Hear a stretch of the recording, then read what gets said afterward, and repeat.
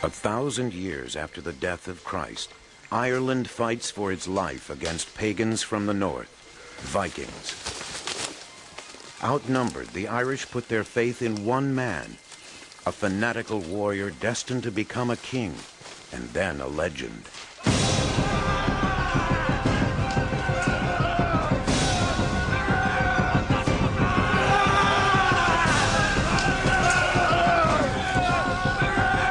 Before the last battle is over, Ireland will know unity and treachery in the same moment.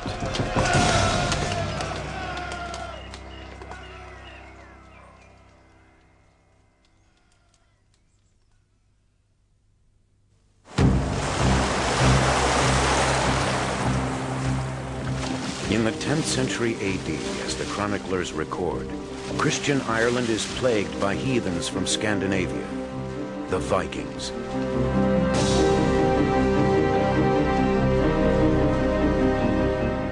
They ravaged Ireland's churches and sanctuaries and destroyed her relics and books.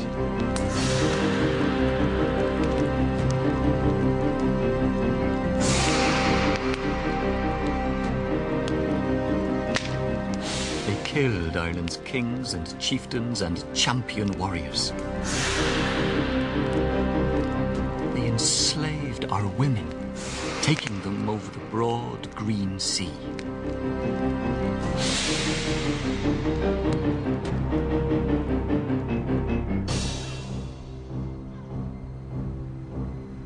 On the coast, the Vikings built thriving strongholds: Limerick, Waterford, Dublin. Irish monasteries are plundered, Irish people massacred, and Irish land seized. Pushed inland, the Irish find protection behind traditional defenses, crennaghs. Built on an island in a lake, such a dwelling can be approached only by boat or a narrow causeway.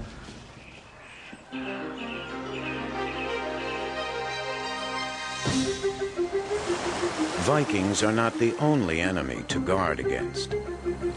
Ireland is a country at war with itself. In name, it has one king. In practice, rival kingdoms: Leinster, Ulster, Connaught. And in each kingdom, tribal chiefs wage wars within wars.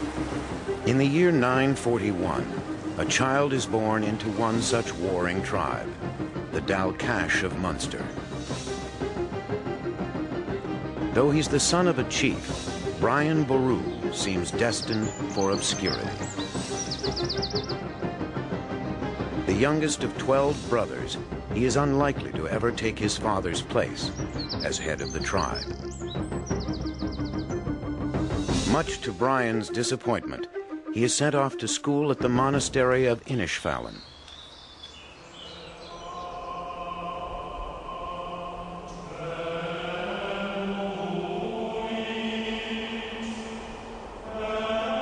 Centers of not only learning, but wealth, monasteries are rich targets for Viking raiders.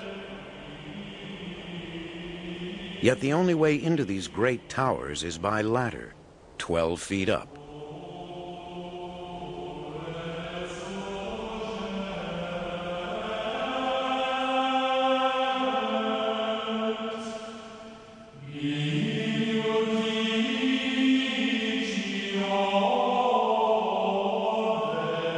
Within these peaceful confines, Brian is taught Latin and the ancient traditions of Ireland, the Brehon laws, the oldest in Northern Europe.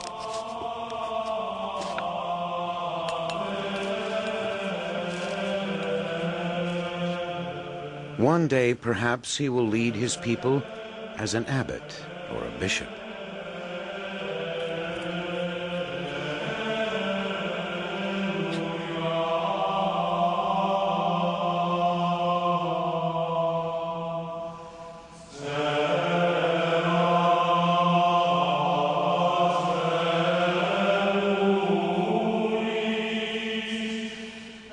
When the boy is 10, one of his kinsmen unexpectedly appears at the monastery.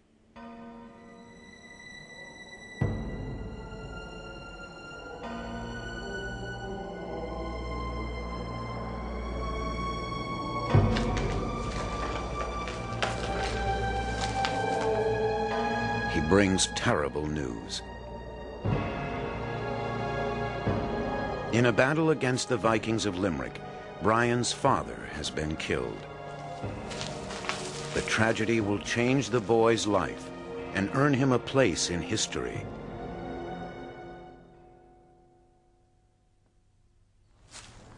Brian returns home, his hatred of the Vikings now fueled by revenge.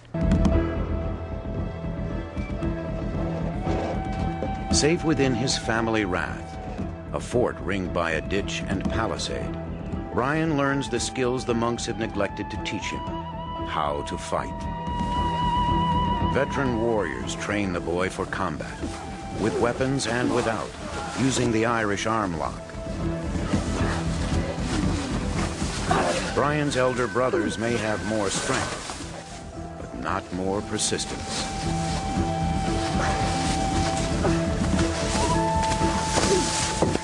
Together they play games like hurling and kickball, a sometimes bloody brawl not with a ball, but a stone.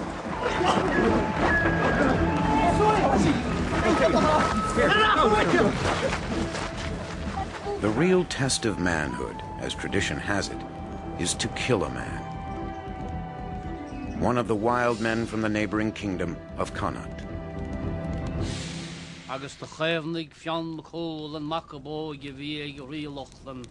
Inspired by tales of Irish heroes, Brian longs for the day when he can drive the Vikings from his land.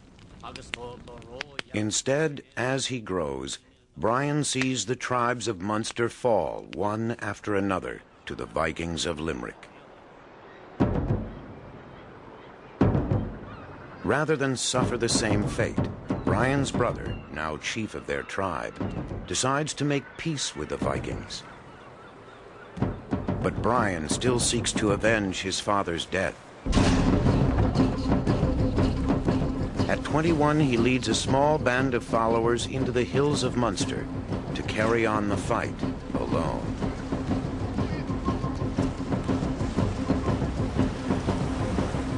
In pitched battle against the Vikings, his handful of warriors stands no chance.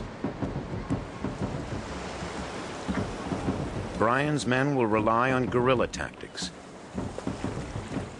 trusting in their speed on foot and their skill with their weapons.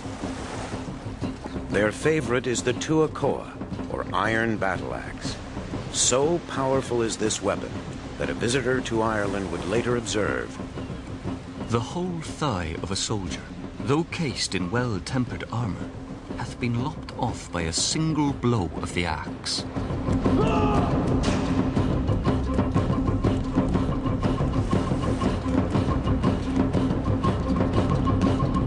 In their other hand, they carry a javelin, a weapon they've grown up using against deer, now turned against Vikings.